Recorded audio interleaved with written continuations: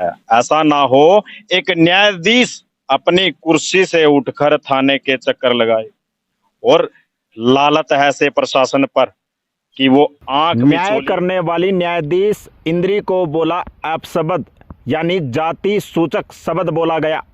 वकील के क्लाइंट ने खोली वकील की पोल, मीडिया के सामने ऑडियो सुनाकर कर दिया वकील का बांडाफोड़। ज़्यादा से ज़्यादा इस वीडियो को शेयर करना मत भूले। जो इतना मान के चलो जिम्मेवारी का जो पद वकीलों के पास होता है, जो काला कोट पहन करके दूसरों को इंसाफ दिलाते हैं, वही समाज को गालियां दे रहे हैं, वो बद्दी बद्दी बातें कर रहे हैं। समाज को तो, एक महिला को तो कोई समझ ही नहीं रहे, जो आम महिला है और इतने बड़े पद पे बैठी हुई महिला को सीधे तौर पे आपके सामने क्या क्या बोल रहा है। मैं आपको ये चीजें प्रोवाइड करा चुका हूँ, दे चुका हूँ, थाने में भी दे। कहते हैं थाना भगवान का मंदिर होता है, घर होता है, लेकिन थाने में एक ऐसा मुकदमा और एक ऐसी शिकायत भी सामने आई है कि जब थाने से लोगों को आस और विश्वास उठ जाता है तब वो कोर्ट के चक्कर काटते हैं। और एक न्यायाधीश होता है जो जज, जो फैसला करता है कि कौन सही और कौन गलत। लेकिन एक वकील के द्वारा एक ऑडियो हमारे पास मौजूद है। ऑडियो के अंदर अभद्र भाषा का प्रयोग किया गया है वकील के द्वारा, लेकिन में जाति सूचक शब्द बोला गया है एक न्यायाधीश को, एक जज को।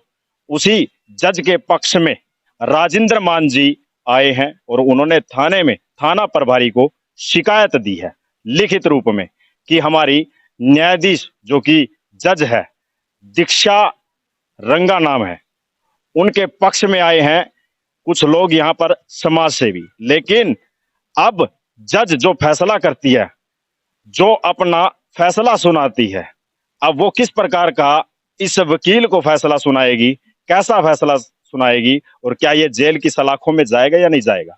लेकिन जाति सूचक जो शब्द एक न्यायाधीश के प्रति जो बोला गया है वो कितना सच है और कितना झूठ, आइए जानते हैं। लेकिन लिखित रूप में शिकायत दे चुके हैं, थाना प्रभारी को ऑडियो भी सौंप चुके हैं, लेकिन फिलहाल एफआईआर की कॉपी लेने के लिए आए थे, लेकिन फिलहाल एफआईआर की कॉपी नहीं मिली। आइए जानते हैं राजेंद्र मान से। नमस्कार। नमस्कार जी। एक ये मामला है जी, इंद्री कोर्ट से संबंधित है। इंद्री कोर्ट में हमारी एक एडवोकेट है दीक्षा दास रंगा जी, और नीचे दीक्षा दास रंगा जी हैं जी ऊपर कोर्ट में, और जज हैं जी, और नीचे एक पंडित बिरादरी से हैं जज, वो बैठती हैं। और एक एडवोकेट है जी, राधे श्याम नाम है उनका, राधे श्याम कंबोज।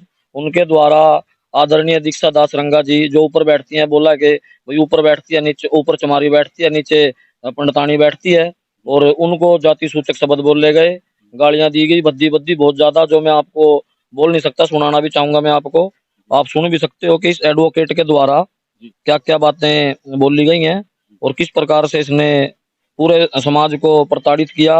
और इसकी जो लैंग्वेज है आप सुनना भी पसंद नहीं करोगे, इस प्रकार की इसकी लैंग्वेज है,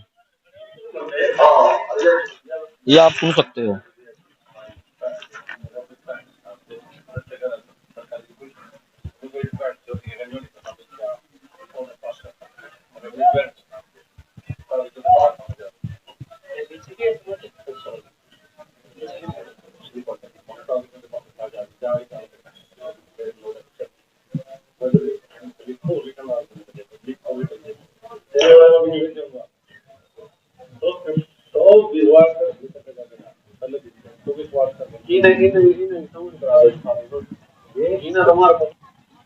यह रिकॉर्डिंग हमारे पास सोनू भाई जी ने भेजी, और इन्होंने कहा कि ये उनके क्लाइंट हैं एडवोकेट के।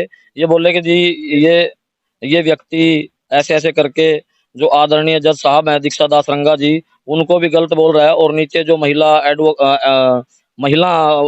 जज हैं उनके बारे में भी गलत बोल रहा है। जो पंडित बिरादरी से अभी ये क्या कर लेंगी, और बिल्कुल ही जो इसकी भाषा है मैंने आपको सुनाई है, यानी कि जाति सूचक शब्द, महिलाओं को तो कुछ नहीं समझता, इस प्रकार से ये बोल रहा है।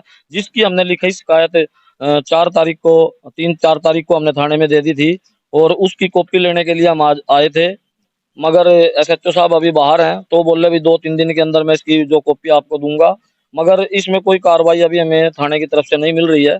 और एडवोकेट जो है जिसने ये गालियां दी हैं, उसकी फोटो ये है, कलर दिखाइए, कलर नहीं, गाड़ी इसमें कलर है, इसमें ही है। मैं आपको दिखाना चाहूंगा जिसने कि ये गलत बोल रहा है। और हम थाने के अंदर पेन ड्राइव में इसकी जो रिकॉर्डिंग है वो भी दे चुके हैं, मगर रसूखदार होने के बाद और इतने बड़े पद पे एक महिला जो मजिस्ट्रेट है उसको गाली देने के बाद भी आज तक ये व्यक्ति बचा हुआ है, वरना तुरंत प्रभाव से इसके ऊपर केस दर्ज होना चाहिए था। SC/ST एक्ट के तहत, भिन्न धाराओं के तहत इसके ऊपर केस दर्ज होना चाहिए था, क्योंकि समाज को ये एक जातिगत दंगे की तरफ ले जा रहा है। 295 भी, 294 इत्यादि जो धाराएं हैं इसके ऊपर लगनी चाहिए, क्योंकि समाज को, महिलाओं को इतना प्रताड़ित कर रहा है और गालियां दे रहा है, जाति सूचक शब्द बोल रहा है। SC/ST एक्ट के तहत भी इस पे मुकदमा दर्ज होना चाहिए। और मैं तो ये कहूंगा जितने भी हमारे एडवोकेट हैं, वो चाहे कोई भी हो, वो इसका जो बार एसोसिएशन का लाइसेंस है वो भी रद्द कराएं। और आगे की जो बातें आप भाई से पूछ सकते हैं कि क्या क्या बातें हुई। डिग्रियां जो करी है इसलिए करी है कि किसी को जाति सूचक शब्द बोल। तो यही मैं, हमारे तो मानने में यही सामने आ रहा है कि जिसने जो इतना मान के चलो जिम्मेवारी का जो पद वकीलों के पास होता है, जो काला कोट पहन करके दूसरों को इंसाफ दिलाते हैं, वही समाज को गालियां दे रहे हैं, वो बद्दी बद्दी बातें कर रहे हैं। समाज को तो, एक महिला को तो कोई समझ नहीं रहे, जो आम महिला है और इतने बड़े पद पे बैठी हुई महिला को सीधे तौर पे आपके सामने क्या क्या बोल रहा है। मैं आपको ये चीजें प्रोवाइड करा चुका हूँ, दे चुका हूँ, थाने में भी दे चुका हूँ। एक जज भगवान मानी गई है और जज के प्रति ही एक वकील की सोच बहुत ही घटिया और एक मानसिकता के आधार पर अगर कहूं तो इससे घटियापन उस वकील का क्या होगा। क्या नाम है? मेरा नाम सोनू है जी, मैं गांव खेड़ा से हूँ।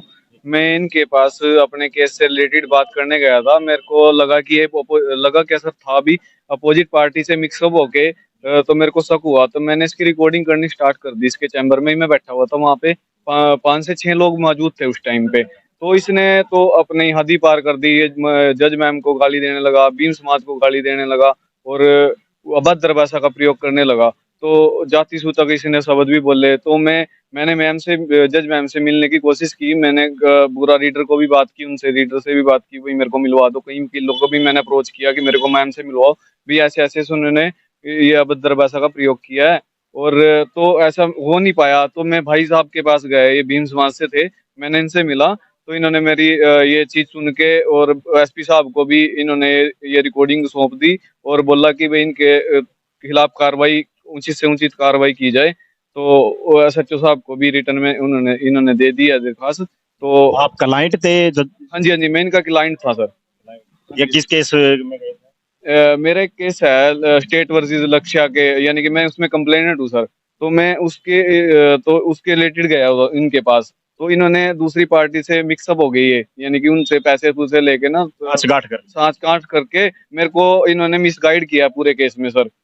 मैंने फीस भी पहले ही सर इनको दे दी थी, फीस भी जितनी मांगी मैंने इनको पूरी दे दी थी। लेकिन मेरे को जब आपको नहीं लगता वकीलों के नाम पर एक धब्बा है? बिल्कुल है सर, ये बहुत ही, ये सबको ब्लैकमेल करता है। इसने घर में ना CCTV कैमरे लगा रखे हैं और रिकॉर्डिंग लगा रखी है अपने। जो कोई क्लाइंट होता है, पहले उससे वीक पॉइंट पूछ के ना उसको फंसाने की, उसको फिर दूसरी पार्टी से मिक्सअप हो गए ना, उसको यानी कि मिक्सअप हो गए, उनसे पैसे ले लेता है, अगली पार्टी से भी पैसे लेता है और उनसे जो वो तो जाती हैं। क्योंकि देखो, कोई भी किसी उसके पास जाएगा, डॉक्टर के पास, अपनी बीमारी तो बताएगा ही। ऐसे ही उन चीजों का फायदा उठाते हुए ये उसका क्या करता है, उनका फायदा उठाते हुए उसको फिर कहता है भाई हमें तेरे को उल्टा, यानी कि अपने क्लाइंट को ही उल्टा फंसा दूंगा। कहता भाई मेरे पास तेरे वीक पॉइंट है, मेरे को पैसे दे। यानी कि ये एक ब्लैकमेलिंग का भी काम करता है। इसके सिस्टम में आप जाके देखोगे ना, कभी भी, चलो जो भी पकड़ा जाएगा, कभी भी अगर पुलिस पकड़ती है, तो इसके सिस्टम में हर बंदे को ब्लैकमेल करने की आपको वीडियो रिकॉर्डिंग या ऐसी कुछ मिलेगी। ये कहाँ का रहने वाला है? ये माजरी का रहने वाला है सर।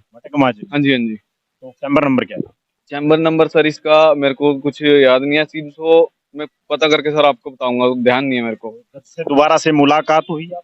हम गए थे अभी जज मैम से के पास से ही आए हम सारे। तो जज मैम ने कहा भी हमारे पास यहाँ पे हम केस देखते हैं आपको, हमारी रिक्वेस्ट ही है कि, जज मैम ने बोला आप थाने में जाइए, कंप्लेंट हमारे पास जब यहाँ पे आएगी, हमारे पास केस होगा, तो हम तभी इसमें कार्रवाई कर पाएंगे। ऐसे भाई रिटर्न में हमारे पास जो भी अगर मैटर है उसकी आप FIR दर्ज कराएं, स्थानीय थाने में SHO से मिले, SP साहब से मिले। तो हम SHO से भी मिल चुके हैं, SP साहब को भी हम ये सारी चीजें प्रोवाइड करा चुके हैं। उन्होंने कहा भी आप रिटर्न में अपनी एप्लीकेशन दो, उसके ऊपर अगर थाना कार्रवाई नहीं करता तो उसके बाद की बातें हैं कि आप किस अधिकारी से जाकर के कही जज? अभी की बात है, जस्ट 10-15-20 मिनट पहले की बात है। जज महोदय का दरिया दिल भी देखिए कि वो खुद एक्शन ना लेते हुए, क्योंकि उसको अनाप शनाप बोला गया, जाति सूचक शब्द बोला गया, लेकिन जज ने दरिया दिल दिखाते हुए ये कहा कि आप इस ऑडियो को लेकर और एक शिकायत रूप में आप जाके SHO थाना प्रभारी विनोद को सौंपे। अगर वहां आपकी सुनवाई नहीं होती किसी प्रकार से, तो आप एसपी महोदय गंगाराम पुनिया से मिल सकते हो और ये शिकायत हमारे पास ही आनी है। उसके बाद जो फैसला होगा, अगर आपकी बात में सच्चाई है तो इस पर कार्रवाई अवश्य होगी। लेकिन एक न्यायाधीश, एक जज, एक मजिस्ट्रेट के प्रति ऐसा जाति सूचक शब्द बोलना कहां तक ठीक है? तो तमाम लोगों से खासकर मेरी अपील है, अगर आपको लगता है कि ऐसे वकीलों की वजह से आप केस जीत जाओगे, जिनकी सोच ही ऐसी है, तो आपकी सोच ही गलत है। ऐसे वकीलों को बहिष्कार करो, ऐसे वकीलों को बहिष्कार करो। बार बार यही अपील करूंगा। राजेंद्र मान जी।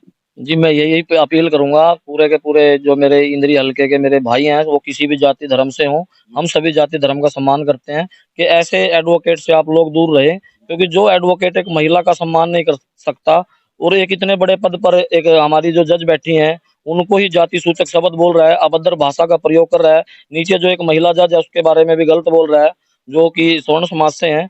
तो ये वकील मेरे को नहीं लगता कि किसी आम व्यक्ति को कुछ समझता होगा, जब इतने बड़े पद पर बैठे हुए व्यक्तियों के खिलाफ इतनी अभद्र भाषा का, जाति सूचक शब्दों का प्रयोग कर रहा है, गलत बोल रहा है, तो इसके पास जाना बिल्कुल ही बेकार है और इससे आप न्याय की कोई भी उम्मीद नहीं रख सकते। तो मेरा मानना तो ये है जी। धर्म हमें क्या सिखाता है? प्रेम करना। धर्म और सभी चीजें, संविधान हमें प्रेम करना सिखाता है और हम किसी की आस्था को, किसी की जाति को गलत नहीं बोल सकते। चाहे कोई किसी जाति धर्म का व्यक्ति हो, हम उसे ठेस नहीं पहुंचा सकते और किसी भी महिला को या किसी व्यक्ति को हम गलत नहीं बोल सकते। ये हमारे संविधान में लिखा है। तो अब एसपी गंगाराम पुनिया जी अगर इस चैनल के माध्यम से आपको देख रहा है, तो आप किस प्रकार की कार्रवाई चाहते हैं? मैं तो कार्रवाई यही चाहूंगा कि सबसे पहले तो इसके ऊपर एफआईआर दर्ज हो और इसकी गिरफ्तारी हो। और एसपी गंगाराम पुनिया को, जी से मैं 2 बार फोन पे बात भी कर चुका हूं, उनको मैंने ये ऑडियो क्लिप भेज भी दी है, इसकी फोटो भी भेज दी है, एप्लीकेशन की जो कॉपी है मैंने वो उनके व्हाट्सएप नंबर पे भेज दी है। तो सारी चीजें मैंने प्रशासन को प्रोवाइड करा दी हैं। अब देखने वाली बात होगी कि इतने बड़े रसूख पे बैठी हुई महिला, जो एक ऐसी समाज से है, उनको ये व्यक्ति विशेष गलत बोल रहा है, उसके ऊपर प्रशासन किस हिसाब से कार्रवाई करता है। क्योंकि आम व्यक्ति अगर न्याय मांगने आता है तो उसको प्रदर्शन करने पड़ते हैं, उसको हल्ला गुल्ला करना पड़ता है। आपने पहले भी कवरेज की हुई है हमारी। और आज तो एक न्याय दिलाने वाली महिला, ऐसी समाज से जो महिला है, उसी के खिलाफ ये जो एडवोकेट है बोल रहा है, गलत लैंग्वेज का इस्तेमाल कर रहा है, तो आम व्यक्ति का क्या हाल होगा? तो आप समझ सकते हैं आम व्यक्ति को ये लोग क्या समझते होंगे। एसपी के पास अपने व्हाट्सएप पे ऑडियो? एसपी साहब से मेरी फोन पे बात हुई थी, उन्होंने कहा जो भी ऑडियो आपके पास है वो आप हमें भेजें। तो ऑडियो मैंने एसपी साहब जी के नंबर, व्हाट्सएप नंबर पे भेज दी थी और मैंने जो कॉपी है वो भी भेज दी थी, फोटो थी इत्यादि सभी मैंने सेंड कर दी थी, जो भाई ने हमें प्रोवाइड कराई। तो सभी चीजें मैंने एसपी साहब गंगाराम पुनिया जी को फॉरवर्ड कर दी हैं जी, वो देख भी चुके हैं इसको। देख भी चुके हैं। पीड़ित परिवार जब थाने के चक्कर लगाता है, एसपी गंगाराम पुनिया से खासकर एक बात जरूर कहूंगा कि एक पीड़ित परिवार जब चक्कर लगाता है, ऐसा ना हो एक न्यायाधीश अपनी कुर्सी से उठकर थाने के चक्कर लगाए और लालत है ऐसे प्रशासन पर कि वो आंख मिचोली का गंदा खेल खेले। तो तमाम सभी से मेरी खासकर यही अपील है कि आपके पास अगर ऐसे वकीलों के खिलाफ कोई ऑडियो हो, हमारे दिए गए नंबरों पर भेज सकते हो। लेकिन हालांकि आपकी बात में सच्चाई होनी चाहिए। धर्म हमें क्या सिखाता है? प्रेम करना, आपसी भाईचारा बढ़ाना। धर्म हमें ये नहीं सिखाता कि आप किसी को जाति सूचक शब्द बोलो, आप किसी के साथ मतभेद या भाईचारा बिगाड़ो, ऐसे काम भी मत करो। तो खास खबर इंद्री थाना से बिंदर शर्मा की रिपोर्ट, कैमरामैन पिंकी के साथ।